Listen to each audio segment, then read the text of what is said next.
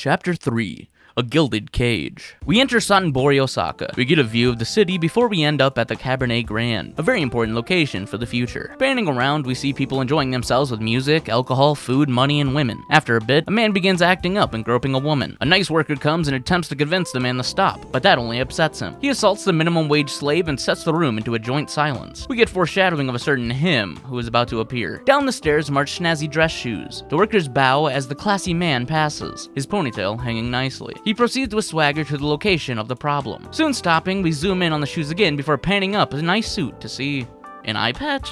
He puts on his best customer service persona and thanks the rowdy man. Confused at this, the groper asks if he has permission to bounce on it. Unfazed, the strapping gentleman hands his business card over and introduces himself as Majima, the manager of Cabaret Grand. The man jokes about Majima being a Yakuza. He takes it in stride and assures the rude man that, despite his appearance, he's a normal civilian. Majima respectfully asks the man to not be a perverted asshole, but the perverted asshole challenges him in response. As he refuses, Majima shares his working morals. The customer is king. Amused, Pervy McFuckface takes an expensive glass of alcohol and proceeds to baptize Mr. Ponytail with it. With nerves of steel, Basilisk from X-Men takes that, and even more taunting without faulting, even thanking the slutty turd goblin, joking around about the brand of alcohol he used. As Gigan licks the alcohol off of himself, the fetus is slurred out of the abortion bucket attempts to attack. Dodging easily, Majima asks the man to put on a jam while he shows up this fool. Magnus the Red humors the drunk a bit more before the man pulls a skewer out of an ice bucket and rushes. With one fluid motion, the bureaucratic fistfucker is taken down and disarmed. As the employees begin marching him away, Majima speaks up, asking for compassion. Instead of having him ruin his life and career over a single night,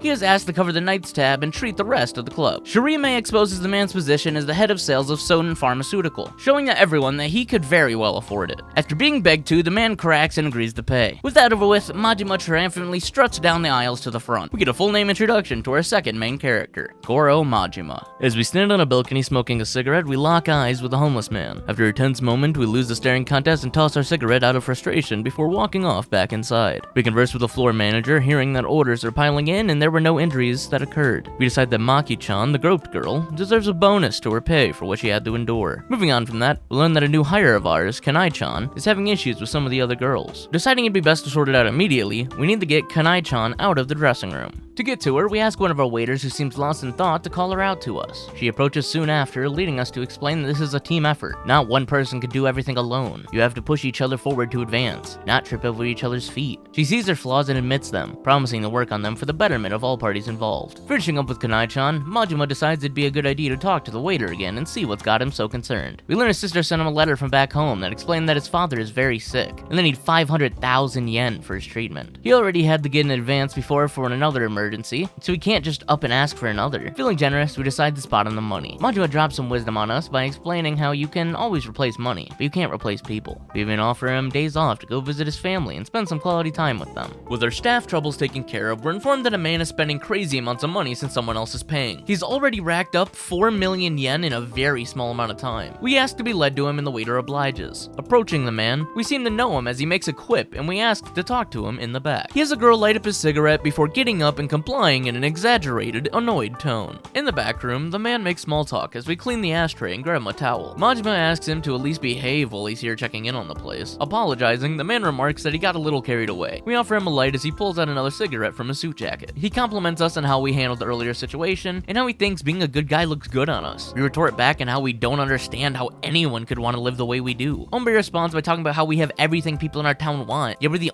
one guy looking for a different life. He continues that he understands how we feel, and it's only natural for us to feel this way since this is supposed to be our punishment. Next, we learn that the only reason we're doing all this is to get back into the Yakuza. After questioning why we want to get back in so quickly, we're officially introduced to Sagawa, patriarch of the Sagawa family. Simply, Majima doesn't care and hands over his pull for this month to repay his debt. Sagawa fucks with us and raises it even higher. We hardly stop ourselves before we can dock him right in the head. He threatens that if we were to hit him, we would be thrown back into the torture hole. Following up, he reminds us that this is the reality of the life we want back so badly. Filled with determination, we stated we'd do anything to get back in. He fronts us with the question after, could we kill to get back in the family? Leaving us with that to think on, he stands up and begins to make his way out, apologizing for the day. Sagawa compliments us once again, then stops as he remembers to tell us that he's moving our best girl to another club. He reminds us that we need to keep the profits up to pay off the next 500 million yen debt. We kick the fuck out of a trash can as the screen fades. Suddenly, the floor manager runs in to tell us exactly what we just learned. We deliver the news that it's from the owner himself, meaning we can't do anything about it. Disappointed, the floor manager questions how we can ever come back from this. Knowing there's no time for moping around, we try to brainstorm who we can get as a replacement. The floor manager mentions a girl by the name of Nozomi-chan from Club Odyssey, and how she would be our best choice. Knowing that, we proceed to head out and try to recuperate our losses. The moment we exit the club, we are approached by an old man asking if we run the place. We tell the truth and confirm. He introduces himself as Komeki, a certain form of martial arts master. I swear it's cooler than it sounds. Komeki exclaims that he has been looking for a pupil that has hunger to learn and perform. Realizing he isn't an actual customer, we cut the shit and question what he wants with us. He explains that he wants to fight us to test our strength. We tell him to fuck off, but he pushes further, calling us out perfectly and telling us to appease the dog inside of us. Reluctantly, we agree and move to the riverside. After a small tutorial fight, Komeki compliments us and says we have potential to surpass him someday. We agree to spar with Komeki sometimes, then he proceeds to walk off. With that distraction out of the way, we move on to Club Odyssey to nab Nozomi-chan. As we enter, a waiter greets us and explains that they're full and we'll have to wait for a seat. We acknowledge and comply. Before too long, the waiter returns and says that a table opened for us. Surveying the room, we see some interesting individuals before a girl named Takako comes up and greets us. Not who we're looking for, but info is info. I probe her brain and listen to her yap for a while until she mentions Nozomi-chan. Bingo! We learn she's good with the older crowd, but can't seem to get the same luck with the younger guys. We can work with her.